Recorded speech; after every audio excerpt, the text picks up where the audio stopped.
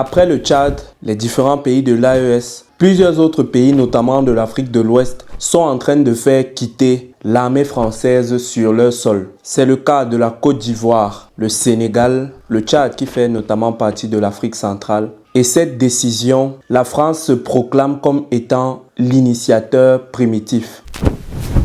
Non, la France n'est pas en recul en Afrique.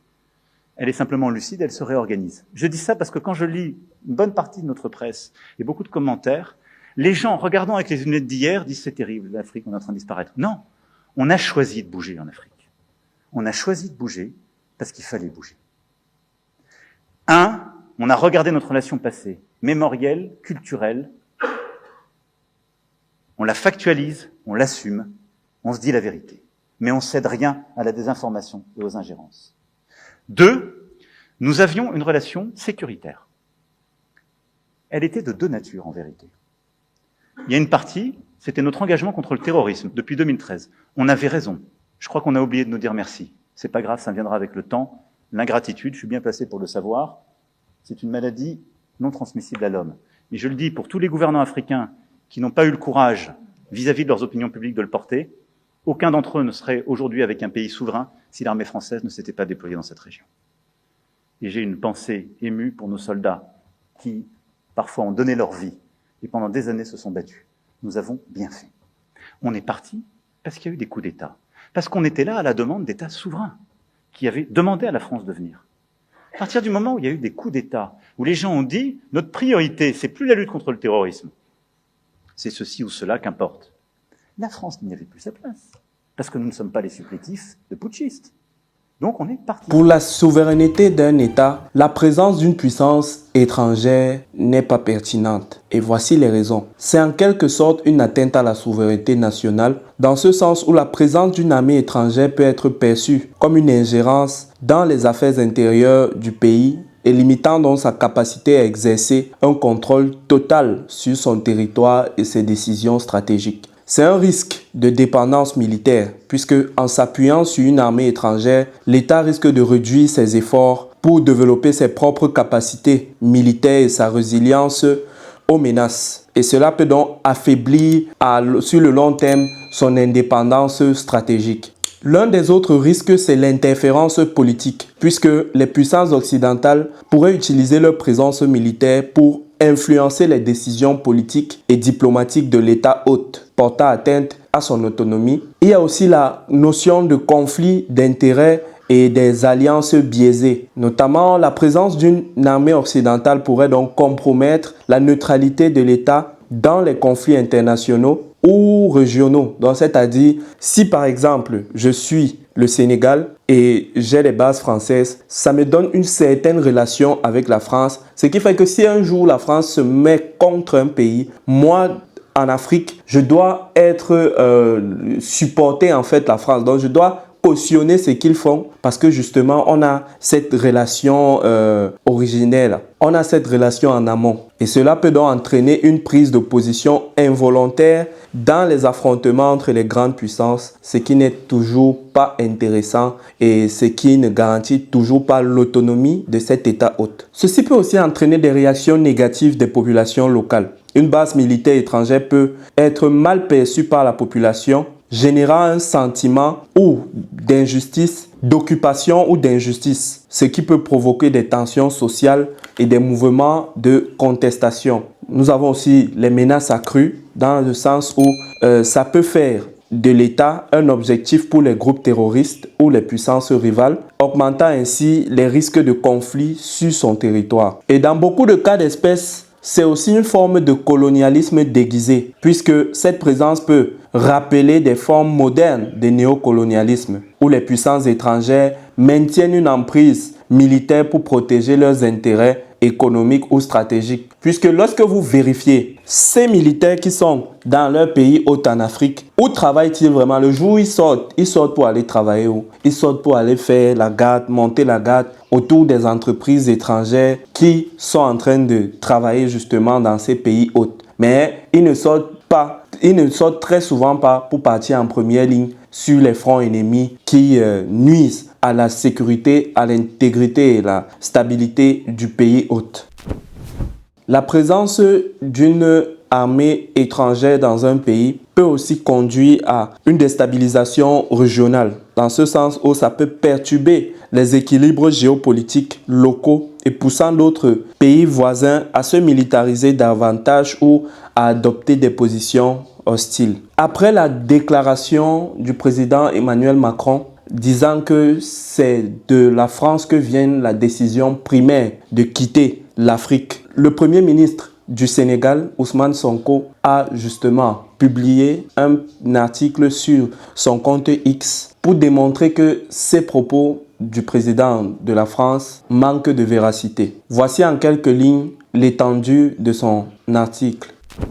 Le président Emmanuel Macron a affirmé aujourd'hui que le départ annoncé des bases françaises aurait été négocié entre les pays africains qui l'ont décrété et la France. Il poursuit en estimant que c'est par simple commodité et par politesse que la France a consenti la primaire de l'annonce à ces pays africains. C'est-à-dire, les pays africains ont demandé à la France que, s'il vous plaît, est-ce que vous pouvez permettre que dans nos discours officiels ici en Afrique, qu'on dise aux populations que c'est nous, pays africains, qui avons décidé que la France parte. La France a dit que oui, vous pouvez faire ainsi. Je tiens à dire que dans le cas du Sénégal, cette affirmation est totalement erronée. Aucune discussion ou aucune négociation n'a eu lieu à ce jour et la décision prise par le Sénégal découle de sa seule volonté en tant que pays libre, indépendant et souverain. Ça, c'est pour répondre à certains panélistes dans le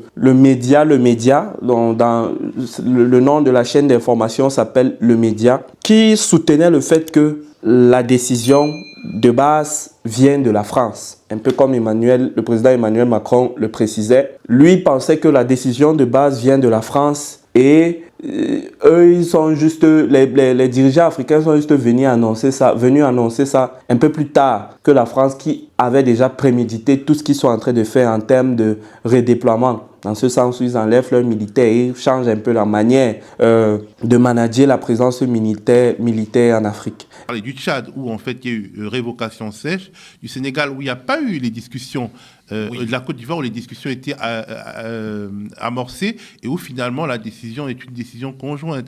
Au Sénégal, ça a été un peu plus heurté quand même, c'est pas pareil. Je ne dirais pas. Pour moi, c'est exactement pareil. C'est ça la mécanique de la duplicité ou de la roublardise. Il faut savoir que le premier voyage de Diomaye Faye, c'était à Paris. Je crois d'ailleurs qu'il effectue le premier voyage international, c'était à Paris. Rien ne dit que ces discussions-là n'ont pas eu lieu à ce moment-là, vu que la France avait déjà de toute façon prévu de réaménager son dispositif. Je pense, et j'en suis convaincu à 100%, que quand bien même Macky Sall serait resté au pouvoir aujourd'hui, il aurait fait la même annonce ce 31 décembre en donnant cette image-là de souverainiste, de panafricain qui voit les choses autrement. Le Sénégal, qui nous a vendu une logique de rupture, a attendu que le rapport, le 25 novembre de ce mois, soit remis à Emmanuel Macron par Jean-Marie Bockel pour nous annoncer que oui, je mets fin aux bases militaires. Il aurait été intéressant que ce soit l'une des premières réformes qu'il met sur pied. L'excuse de l'Assemblée nationale n'est pas pertinente parce qu'en tant que chef de l'exécutif, il y a des prérogatives qui relèvent de la souveraineté du président de la République, c'est-à-dire